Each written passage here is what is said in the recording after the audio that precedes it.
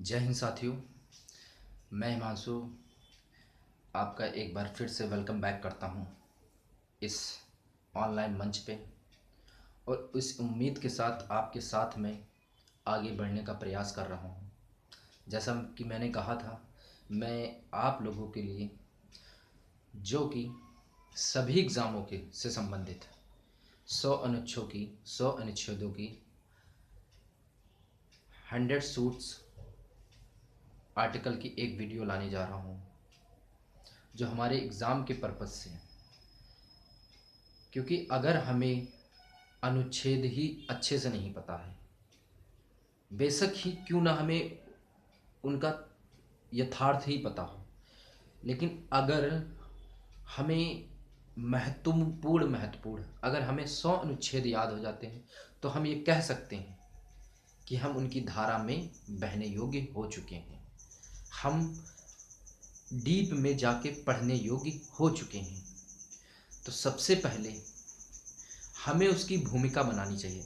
अगर हमें यही नहीं पता होगा कि कौन से अनुच्छेद में कौन सी बात कही गई है, तो हम उसके तथ्य कैसे याद रखेंगे। मेरा यही प्रयास है कि एक मैं इस छोटी सी वीडियो में आपका ध्यान आकर्षित कर कर इन अनुच्छेदों को याद कराने की कोशिश करूं। तो हम प्रारंभ करते हैं इसी उम्मीद के साथ कि आप इस वीडियो को मोटिवेट करेंगे, ताकि मैं वक्त निकाल कर, कुछ मेरे भाई, बड़े भाई, कुछ मेरे छोटे भाई इस वीडियो को देखेंगे, उनसे मेरी हाथ जोड़कर हम्बल रिक्वेस्ट है कि पॉजिटिव कमेंट करें और इस सोच को और अपनी सोच को इस ऑनलाइन मंच से साझा करें, और एक दूसरे की सोच को मिलाते हुए अपने लक्ष्य तक हमें पहुंचना है। लक्ष्य आपका भी वही है, लक्ष्य फ्रेंड्स मेरा भी वही है। बस चीज़ें एक दूसरे से साझा करने से आसान हो जाती हैं। वो एक कहावत है, कंधे से कंधा मिला के चलो, हमेशा मदद मिलती है। क्योंकि हम अगर पॉजिटिव इनपुट डालते हैं तो हमें पॉजिटिव ही आउटपुट मिलता है। तो चलिए शुरू करते हैं। सरस्वती जी का नाम लेके भाग 1 संघ और राज क्षेत्र के बारे में बताता है। भाग हमारा अनुच्छेद 1 कहता है संघ का नाम और राज्य क्षेत्र के बारे में बताता है। भाग 2 कहता है हम नए राज्यों का प्रवेश करेंगे। मतलब अनुच्छेद 2 कहता है हम नए राज्यों का प्रवेश करेंगे। अनुच्छेद 2 का कहता है सिक्किम को संघ के साथ जोड़ेंगे। अनुच्छेद 3 हमारा कहता है कि वर्तमान में राज्यों और सीमाओं उनके क्षेत्र में हम फिर क्या कर देंगे, नाम क्षेत्र में बदलाव कर सकेंगे। अनुच्छेद 4 मेरे मित्र इतना इम्पोर्टेंट नहीं है, लेकिन हम आपकी जानकारी के लिए बता देते हैं कि भाग 19 में प्रकीर्ण 20 में भाग संविधान संशोधन कि जो भी संशोधन किए जाएंगे वो अनुच्छेद 4 पे लागू नहीं होंगे। फिर भाग 2 नागरिकता संबंधी प्रावधान किए गए हैं। अनुच्छेद 5 से 11 आर्टिकल हम इसमें पढ़ते हैं। 5 से हमारे संविधान के प्रारंभ से नागरिकता, 6 से छूट कर जो लोग आए हैं, पाकिस्तान से जो छूट के लोग आए हैं, उनके नागरिकता संबंधी प्रावधान के बारे में बताया गया है। 7 से छात्र लोग होते हैं, पाकिस्तान चले गए, अच्छे से उनकी वहां खातिर हुई बात नहीं बनी, लौट कर फिर आए, अनुच्छेद 7 में बताया गया है उनसे नागरिकता संबंधी। 8 से अच्छे अवसर की तलाश में विदेश चले गए, मतलब भारत के मूल के हैं, रहे नहीं, लेकिन उनके दादा दादी नाना नानी यहीं के थे, उनका जन्म बेशक विदेश में, लेकिन वो क्या कहे जाएंगे, भारत के मूल के हैं। तो उसका प्रावधान 8 में। 9 से नहीं, अगर आप विदेशी राज्य की नागरिकता ग्रहण कर लेते हैं तो मातृत्व देश की नागरिकता स्वतः समाप्त हो जाएगी। 10 कहता है बस संसद आपको बिना कारण असंवैधानिक तरीके से नागरिकता से वंचित नहीं करेगी। और अनुच्छेद 11 कहती है, संसद कहता है कि मैं नागरिकता संबंधी संशोधन और कानून बनाऊंगी। भाग 3 मौलिक अधिकार 12 से 35 पढ़ते हैं। 12 में इसकी परिभाषा दी गई है। 13 में अल्पज्ञता का सिद्धांत ही दिया गया है। मतलब अगर कोई कानून बनाया जाएगा और संविधान में मौलिक अधिकारों का हनन होता है तो या तो उस विधि को शून्य घोषित कर दिया जाएगा या उसके पाठ को शून्य घोषित कर दिया जाएगा। अनुच्छेद 14 आता है। अनुच्छेद 14 से 18 हम समता का अधिकार इक्वलिटी पढ़ते हैं। 14 में विधि के समान संरक्षण और विधि के समान समता दी गई है।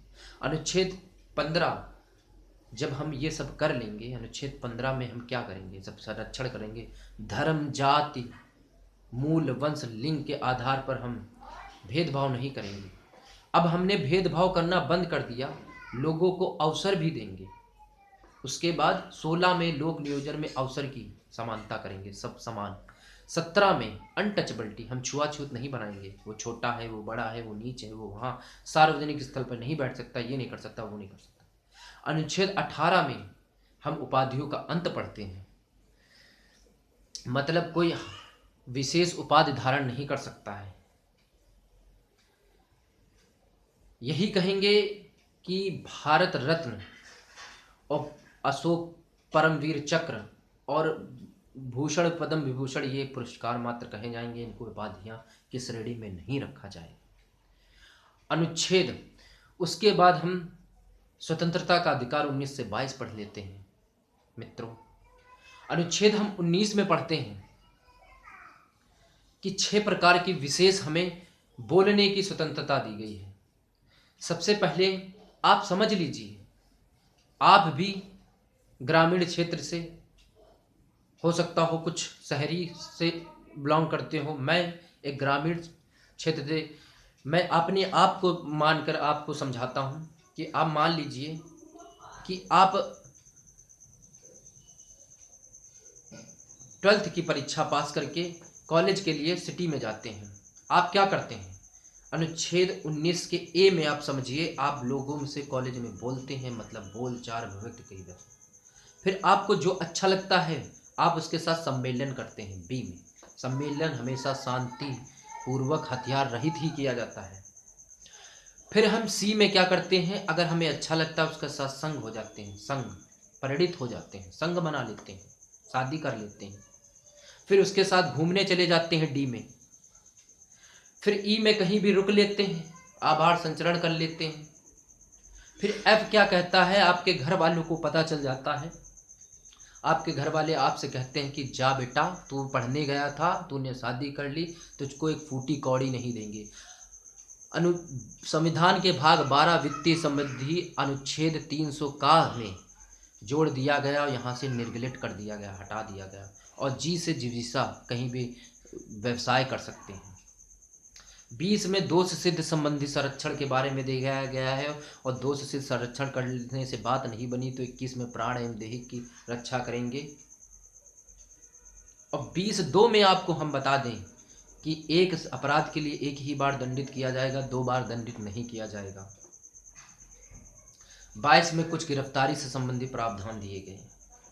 23 से संबंधित शोषण संबंधी अधिकार दिए गए हैं। 23 में दुर्व्यापार और फॉल्स माइंस 24 में बताया गया है। 25 से धार्मिक 25 से 28 हम धर्म की स्वतंत्रता संबंधी प्रावधान पढ़ लेते हैं, जिसमें अनुच्छेद 25 में बताया गया है कि सबसे पहले धर्म की बात कर रहे हैं ना, तो धर्म को हम अंतःकरण मन से मानने और प्रचार करने की स्वतंत्रता के बारे में बताया। फिर अपने धर्म की गतिविधियों संबंधी प्रावधान अनुच्छेद 26 में। अनुच्छेद 27 कहता है कि आप अपने धर्म को विशेष तरीके से अभिव्यक्त नहीं कर सकते हैं। फिर अनुच्छेद 28 कहता है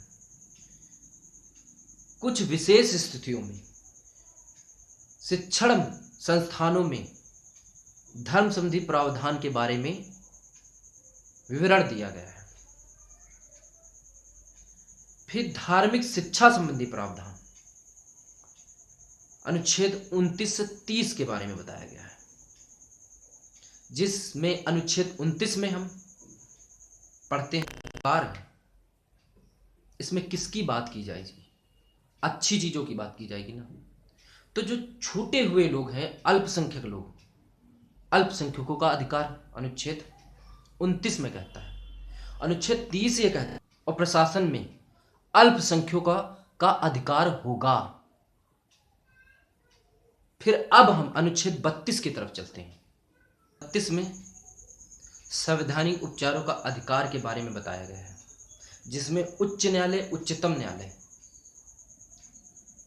हमें आदेश देते हैं, रिट्स जारी किए जाते हैं। तो सबसे पहले इसमें नंबर 1 पर परमादेश होता है, इसे हम आदेश देते हैं। फिर उसके बाद प्रतिषेध होता है, हम मना कर देते हैं। उत्प्रेषण हम मंगा लेते हैं। क्वारंटो किसी के अधिकार से है। और बंदी प्रत्यक्षीकरण शारीरिक रूप से बांधता है, उपस्थित होने का ऑर्डर देता है। भाग 4 नीति निदेशक तत्व हमारा कहता है। 36 में राज्य की परिभाषा, 37 में वाद योग्य नहीं होगी। और 38 कहता है कुछ लोक राजनीतिक, आर्थिक, लोक कल्याणी संबंधी राज्य व्यवस्था करेगा। 39 कहता है निःशुल्क, कैपिटल ए 39 कहता है निःशुल्क सहायता की जाएगी आप लोगों को। और स्मॉल 39 ए में हम पढ़ते हैं, 39 ए में हम पढ़ते हैं कि आपके लिए प्रावधान किया जाएगा वित्तीय संपत्ति। और 39 बी में भौतिक संसाधनों का समानता पूर्वक वितरण किया जाएगा। अब जब हम समानता पूर्वक वितरण कर लेंगे, फिर सी में अहितकारी संपत्तियों का सकेंद्रीकरण के, डी में डिफरेंस नहीं करेंगे, समान कार्य के लिए समान वेतन होगा। फिर ई में महिलाओं और वृद्धों के उत्थान के लिए राज्य विशेष प्रावधान करेगा। और एफ में बच्चों का मुक्त विकास होगा। 39 आर्टिकल के सब आर्टिकल मैंने बता दिए हैं।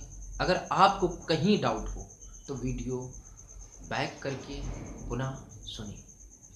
मैं आपसे उम्मीद करता हूं कि ये वीडियो आपको समझ में आ जाएगा। फिर 40 में क्या करते हैं कि सबसे पहले क्या करते हैं, गांव बसाते हैं। तो अनुच्छेद 40 में ग्राम पंचायत का गठन। फिर गांव बस गया। अब सिर्फ गांव बसने से तो काम नहीं चलेगा ना, तो इसका जवाब अनुच्छेद 41 देता है कि हम काम का अधिकार पाएंगे। फिर अनुच्छेद 42 में स्त्री प्रसूति सहायता करेंगे। फिर अनुच्छेद 43 हमारा क्या कहता है, निर्वाह योग्य हम मजदूरी करेंगे। और 43 ए कहता है प्रबंध भागीदारी मजदूरी हो। और अनुच्छेद 44 हमारा कहता है समान नागरिकता संहिता होगी, समान नागरिक संहिता होगी। फिर अनुच्छेद 45 4 और 5, 4, 5, 9 यानी कि नवजात बच्चों का शिक्षा संबंधी अधिकार, नवजात बच्चों का शिक्षा का अधिकार होगा। फिर अनुच्छेद 46 6 से 46 और 6 से छूटे हुए लोग यानी कि SC ST के लोग। फिर अनुच्छेद 47 क्या कहता है, अनुच्छेद 47 ये कहता है 7 से 47 और 7 से मतलब साथ हमें क्या लेके चलना है, पोषण को हमें साथ लेके चलना है। क्या भाई लेके चलना है, पोषण को हमें साथ लेके चलना है। मिड डे मील योजना, मद निषेध इसी के अंतर्गत आता है। फिर अनुच्छेद 48, भाई हमने क्या कर लिया, पोषण ले लिया। अब पोषण के लिए क्या करेंगे, पशुपालन करेंगे ना हम। तो अनुच्छेद 48 पशुपालन से संबंधित बताता है, और यह गौ हत्या निषेध अधिनियम अनुच्छेद 48 के ही अंतर्गत आता है। फिर अनुच्छेद 49 हम पढ़ लेंगे। अब सब हो गया। अब हम क्या करेंगे, अपने पुरखों की धरोहर की क्या करेंगे, संरक्षण करेंगे, उत्थान करेंगे। और 50 में मतलब विधायिका और कार्यपालिका को हम 50-50 बांट देंगे। फिर 51 में क्या करेंगे, फिर अनुच्छेद 51 में अंतरराष्ट्रीय शांति स्थापित करेंगे। इतना आप सबको क्लियर है, मैं उम्मीद रखता हूं। अब अनुच्छेद 52 की तरफ भाग 5 में बढ़ते हैं, संघ की तरफ। सबको पता है, उसे उम्मीद करता हूं कि आपको अनुच्छेद 52 पता होगा। नहीं पता है तो आप ऐसे समझ लें कि संविधान के भाग 5 में से स्टार्ट होता है राष्ट्रपति संबंधी प्रावधान। आप ऐसे समझ लीजिए कि गांव का एक मुखिया होता है, वैसे ही अपने सभी देश का कहीं पर राजा होता है तो कहीं राष्ट्रपति होता है। तो हमारे यहाँ राष्ट्रपति होता है। तो अनुच्छेद 52 में भारत का राष्ट्रपति होगा। ठीक। अनुच्छेद 52 कहता है कि राष्ट्रपति तो होगा, लेकिन किस तरीके से होगा, क्या होगा। तो इसका जवाब अनुच्छेद 54 देता है, राष्ट्रपति का निर्वाचन होगा। 53 में संघ की कार्यपालिका की शक्ति होगी। अच्छा, निर्वाचन हो गया। क्या होगा निर्वाचन, किस तरीके से निर्वाचन होगा, तो एक निर्वाचन की रीति होगी अनुच्छेद 55 में। अनुच्छेद 56 कहता है, अच्छा निर्वाचन हो तो गया, कब तक होगा, मतलब कितने समय के लिए राष्ट्रपति होगा। तो अनुच्छेद 57 उसकी क्या कहती है, अनुच्छेद 56 में क्या होगी, उसकी पदावधि होगी। फिर अनुच्छेद 56 में पदावधि हो गई। फिर हम अनुच्छेद 57 इसका जवाब देता है, मतलब 56 पूछता है अनुच्छेद 57 क्या पुनः पात्रता होगी, तो अनुच्छेद 57 कहता है जी हाँ, राष्ट्रपति के लिए अपने संविधान में पुनः पात्रता होगी। कितने बार चुना जाएगा, कितने बार नहीं चुना जाएगा, इसका वर्णन संविधान में नहीं किया गया है। अनुच्छेद 58 पद की अर्हताओं के बारे में कहता है, योग्यताओं के बारे में कहता है। अनुच्छेद 59 योग्यता हो गई। अनुच्छेद 59 कहता है कि राष्ट्रपति पद की कुछ शर्तें होंगी, नियम होंगे। इतना वक्त यहाँ नहीं है कि डिटेल में बताया जा सके। सो मेरे मित्र, इस वीडियो के उपलक्ष्य में देखने के बाद अगर आपको कोई डाउट होता है तो कमेंट करें। आगे बढ़ते हैं। अनुच्छेद 60 में क्या होती है, औथ होती है, शपथ होती है। 61 में अनुच्छेद 61 कहता है महाभियोग। अनुच्छेद 61 क्या कहता है, महाभियोग। अनुच्छेद 62 कहता है कि अगर राष्ट्रपति ना हो तो क्या होगा, राष्ट्रपति ना हो जिस व्यक्ति की किसी स्थिति में उस पर विराजमान किया जाएगा जब तक निर्वाचन नहीं होती, उसकी पदावधि संबंधी प्रावधान है। और 72 में, अनुच्छेद 72 में राष्ट्रपति क्षमादान कर सकता है, उसके तहत उपराष्ट्रपति भी करता है। उनके नियम अलग अलग हैं, जबकि राष्ट्रपति मृत्युदंड तक माफ़ कर सकता है लेकिन उपराष्ट्रपति नहीं कर सकता है। कोर्ट मार्शल आर्मी एक्ट से संबंधित राष्ट्रपति कर सकता है लेकिन उपराष्ट्रपति के लिए प्रावधान नहीं है। अब हम अनुच्छेद 63 में हमारा उपराष्ट्रपति है,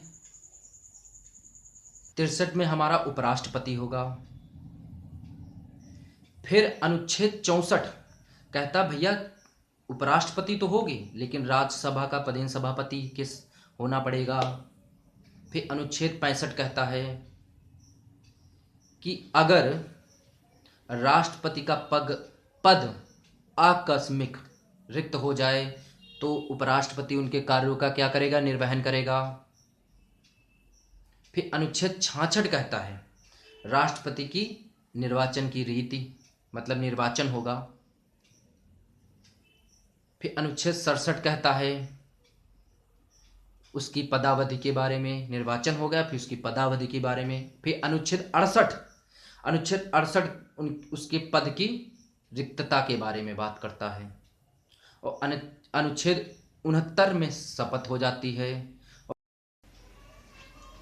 अनुच्छेद 70 अगर राष्ट्रपति आकस्मिक इमरजेंसी में कहीं विदेश चले जाते हैं, कोई ऐसा हो जाता है, तो उनके कार्यों का निर्वहन राष्ट्रपति करेगा। अनुच्छेद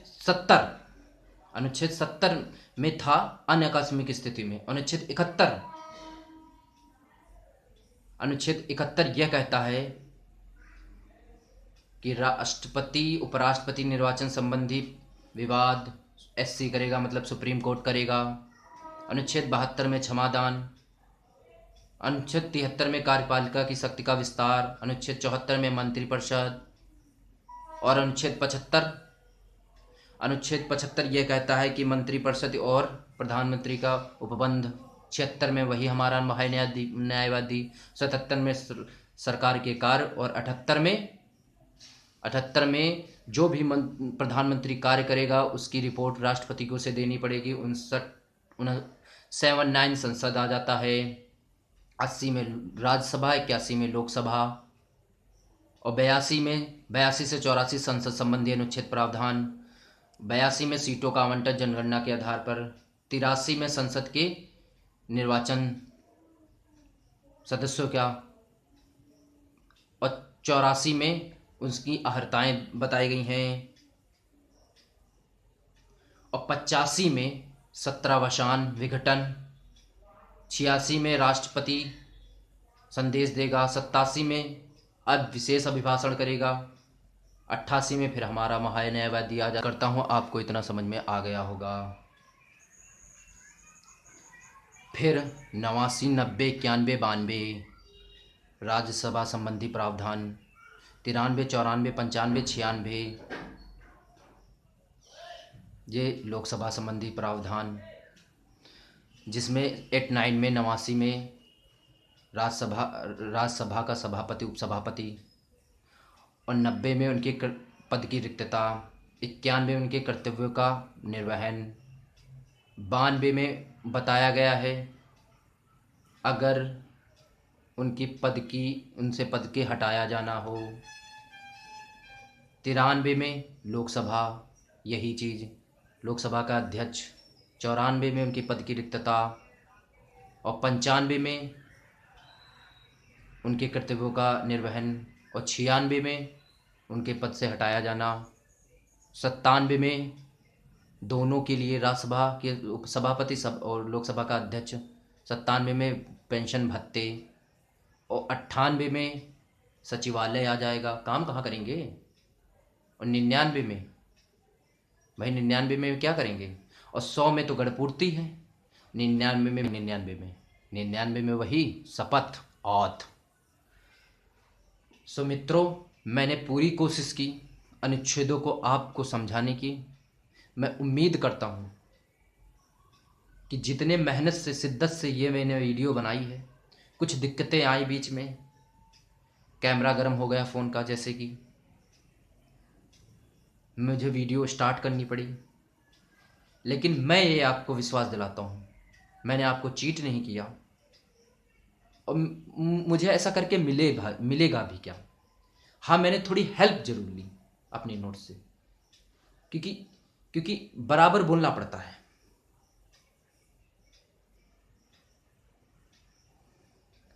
कई दिक्कतें आई, मैं आप लोगों के लिए वीडियो बनाया। मैं उम्मीद करता हूँ आप इसे अपने फ्रेंड सर्कल में फॉरवर्ड करेंगे। और इस सभी एग्ज़ाम के लिए जिसमें संविधान के क्वेश्चन आएंगे, ये सभी के लिए इम्पॉर्टेंट है। और अभी ये एंड नहीं है, संविधान से संबंधित अभी मैं बहुत कुछ लाने वाला हूँ। सो थैंक यू, धन्यवाद। मिलते हैं अगले वीडियो में। ध्यान रखिए अपने, अच्छे से पढ़ते रहिए और स्वस्थ रहिए, मस्त रहिए। थैंक यू, धन्यवाद।